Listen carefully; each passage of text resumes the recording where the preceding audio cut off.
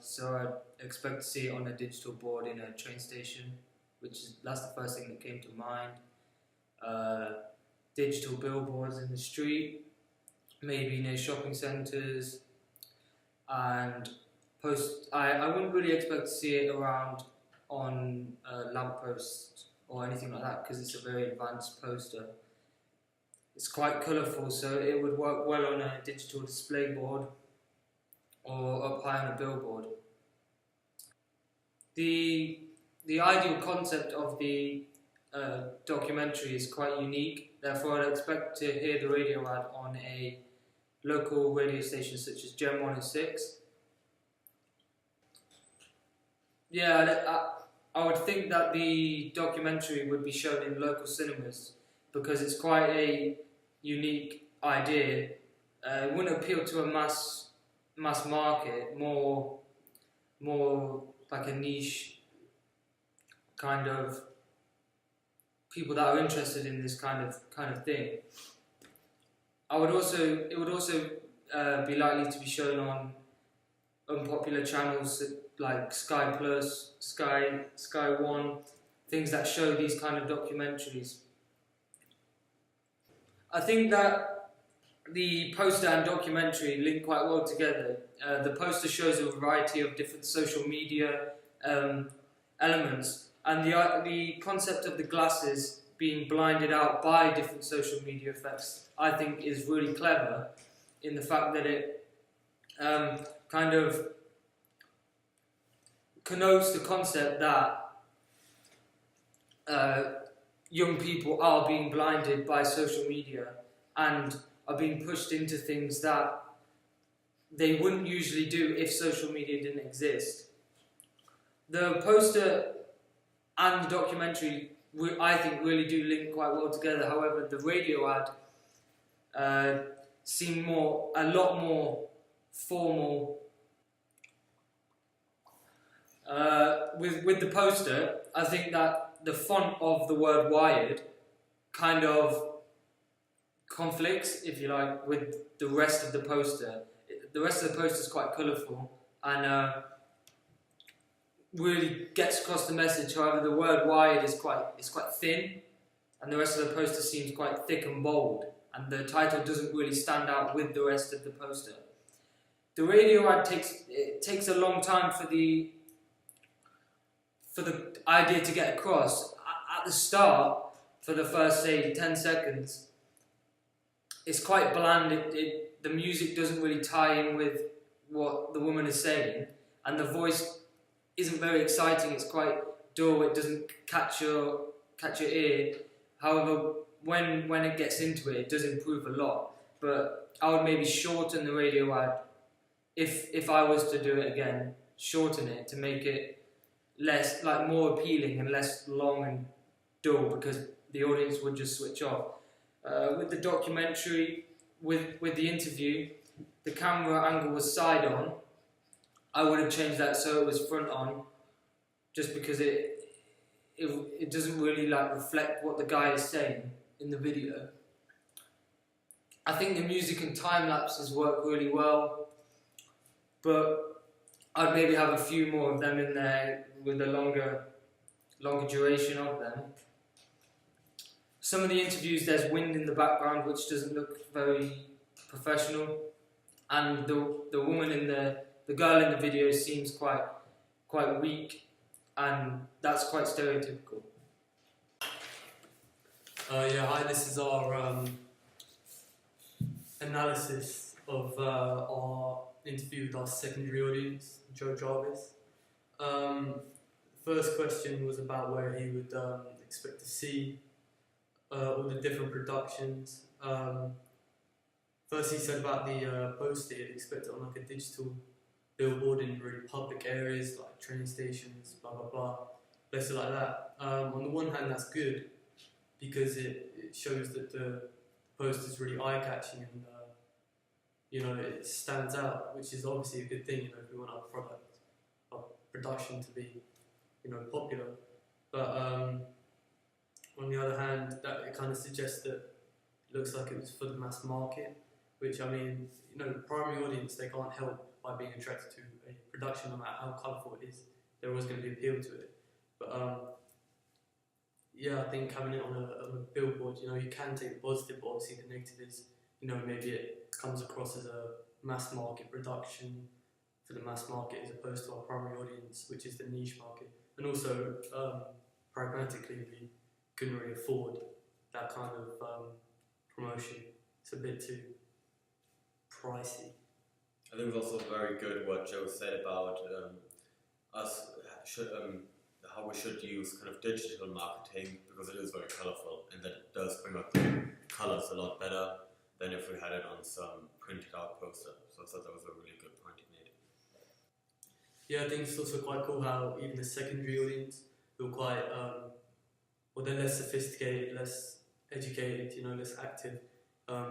He even appreciated the fact that it is quite a unique and niche an independent concept. That's why he said it would be on like smaller, more independent radio stations as opposed to massive like Capital FM. It's good that they appreciate that. That means that the ideologies of niche whatever were projected through the radio ad, which is obviously a really good thing. Then moving on to the main production, so the documentary. He was talking about how it would probably best be seen in local cinemas, and that's where it would be the most productive and would probably be the most popular, which is very true because it's a very sophisticated audience. They want to also find this content, and you wouldn't actually expect the content which they would be interested in mass kind of market big IMAX cinemas. So they would also find the cinema probably a lot better by it being in small local cinemas. So that is where they know and in experience know that that's where they can find content which appeals to them.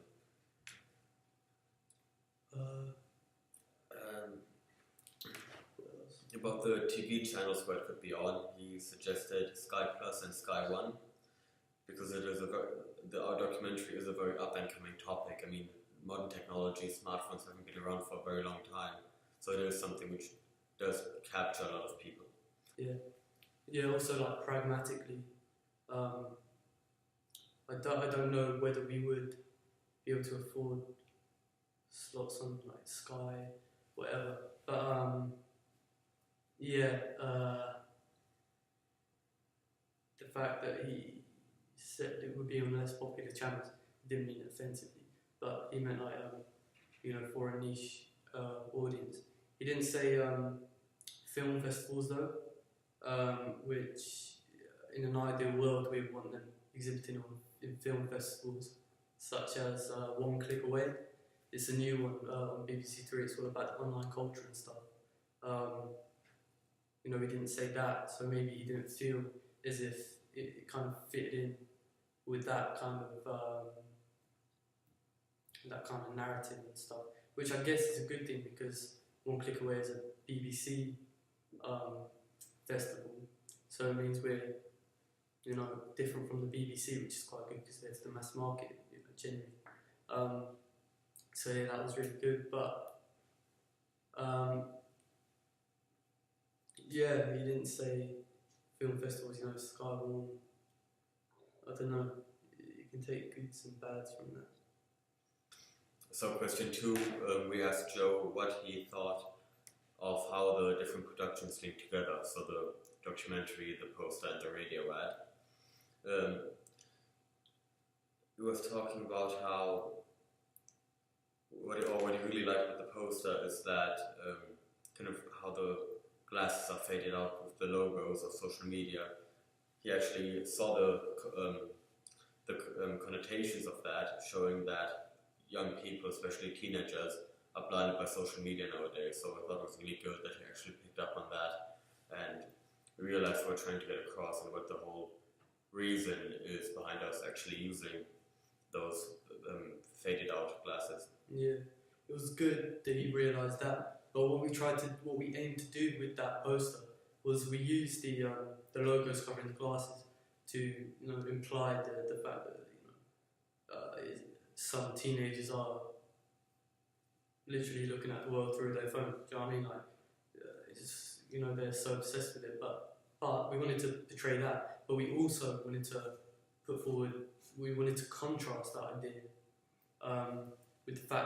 with the ideology that, you know, teenagers are actually secure and empowered, regardless of the massive amount of technology that's available to them. We tried to portray that through the close-up, you know, with the connotations of, you know, security, whatever. He didn't pick that up, but I think that's because he's the secondary audience and he's less active, whatever. But I think that was more for the primary audience to kind of realise that kind of juxtaposition. That was more for the primary audience. But I guess, you know, the secondary audience would go from like the more obvious connotations, and you know, the logos of the glasses was one of the more obvious ones. So yeah, I think that was pretty good.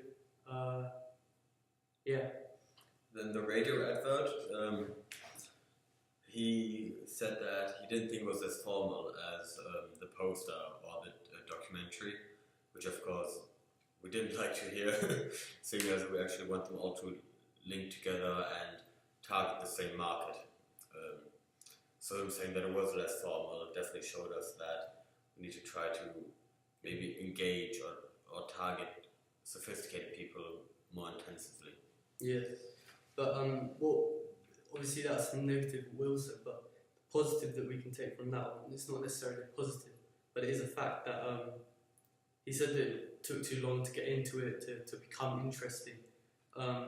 But him as an audience, he's younger, he's less sophisticated. He's looking for more instant gratifications. You know, the initial interest, the awareness, the interest, and the desire. You know, he's looking for that instantly. You know, the culture of instant gratification and whatever. But our primary audience, you know, they want to gain more information, problem solving. You know, they're not all about that instant gratification of knowing everything. So I think that you know, I do agree that the radio ad took a bit long to get into, and the voice was a bit too old for our audience. Well, not too old, but you know, it kind of just sophisticated female older voice, kind of, you know, connotations of conventional, you know, like narrative storyline, kind of, you know, the same kind of documentary over and over and over. But so yeah, I do think we need to change that, but we need to take into consideration the fact that he's looking for that instant gratification. He will lose interest much more quickly than our target audience will, you know. And the sophisticated audience would actually maybe even appreciate the fact that it is not all in your face and loud and extremely powerful. So it doesn't really target the secondary audience, but that doesn't mean that the primary audience would not appreciate that as much.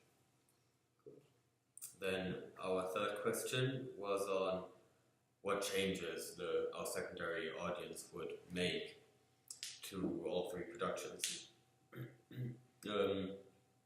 He started off talking about the poster, where he said that he thought the title was too minimal, especially compared to the rest of the poster, which is actually, you know, very bold and colorful, as he said. So yeah, it would have probably been good to incorporate the same style throughout the poster.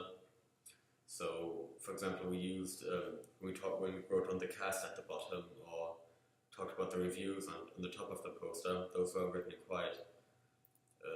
quite bright, in a bright yellow font, which would maybe stand out a bit more and would kind of follow the same pattern throughout the poster. Yeah, I mean, we're aware that the font was quite simple, but with that we wanted to, you know, portray the fact that it's not all entertainment. You know, you're going to gain information, you're going to gain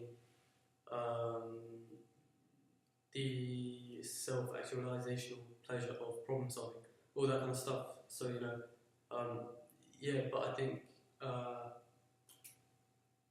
fact that, you know, the font was the only thing that stood out as a negative, I think that's a mark on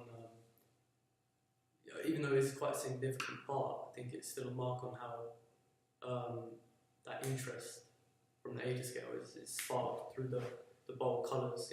Blue is the colour of like depth and mind and body and stuff, which I think the primary audience will appreciate more. But I still think that initial engagement is something that we can take as a great positive. Then the radio ad was actually very similar to what Joe Jarvis said about how the different productions link together. So again, it was a bit dull, it wasn't very attention grabbing, and he said that he would actually shorten the radio ad. But I think overall we can take from those two questions is that we didn't actually market the secondary audience well enough. Because everything he said actually made me immediately think about how those things which he criticized would actually maybe even appeal to a more sophisticated audience. So I think we actually focused a bit too much on the primary audience, even though I guess that's partly a good thing, but actually kind of left out how we would satisfy or intrigue the secondary audience. That's true, but I would also disagree with you in a way, because I think that the secondary audience, obviously they're less significant, but I also think that they, just listening to Joe, I think the ideologies that we wanted to promote to them, according to Joe, except in the radio ad, were promoted successfully. It's the post is interesting. The montage shots he liked, they're cool, they're urban, they're modern, they're quite innovative. So yeah, I think I do know what you're saying, especially with the radio, but I think with the poster you get the primary audience looking at completely different things to the secondary audience, and I think the majority of what we wanted the secondary audience to see in the poster and the documentary were achieved. So yeah. Alright. Then Joe talked about what he would change in the main production. This included us filming Graham Jones, our internet psychologist, from a side angle, where he would have actually preferred a front shot of him. One of the things he didn't like about the documentary was the talking heads in the wind, going over their dialogue. It was a technical error that we made whilst filming, and we had to work hard at Will kind of worked hard at the editing process of correcting it. But I think that the fact that he brought that up, it kind of shows that there was nothing wrong with what the interviewees were saying. It was more the technical stuff, the perfections, which a mass market would more stereotypically look at, whereas the primary audience would look more at the depth and what you would gain from what the interviewee is actually saying, if you know what I mean. So I think, the fact he said that, it was annoying and it made it look kind of unprofessional. But the fact that he didn't, comment on any, lack of information that he gained, or lack of, those kind of things, entertainment, blah, blah, I think is a great positive that we can take. Because, as you said as well, the primary audience would actually just focus mostly on the content of what is being said, rather than the secondary audience would focus on being the overall experience and kind of more the way it's presented, rather than taking full note of what is being said. The final criticism that Joe made was about our interview with Lottie, her voice being a bit high-pitched and a bit sort of quiet, not very powerful. And generally saying that it's quite weak. Sadly, we couldn't have done much about that, because that was simply the way that Lottie spoke or portrayed herself in front of the camera. Yeah, I was quite surprised at the fact that he brought that up, because it kind of sounded like he was trying to challenge traditional stereotypes, In hindsight, we could have probably presented Lottie in a more, powerful way, especially, when she's filmed, the shot after filming Graham Jones. He's there in his shirt, the books behind him looking all, proud and influential. And then, the contrast between that and her representation, I think, is something in hindsight we would have changed. We would have challenged the traditional stereotype of, girls suffering with mental illness as being weak, all of that. So in hindsight, yeah, we should have changed that. I'm surprised that the secondary audience kind of brought that up. But yeah, in hindsight, we would have changed that. But again, what she was saying, he didn't actually comment on. So that kind of shows that he was looking more from the outside rather than, actually looking to gain those intellectual pleasures and looking at the deeper kind of stuff in it, the social kind of issues that we explore. So yeah, it's quite good. Thank you for watching.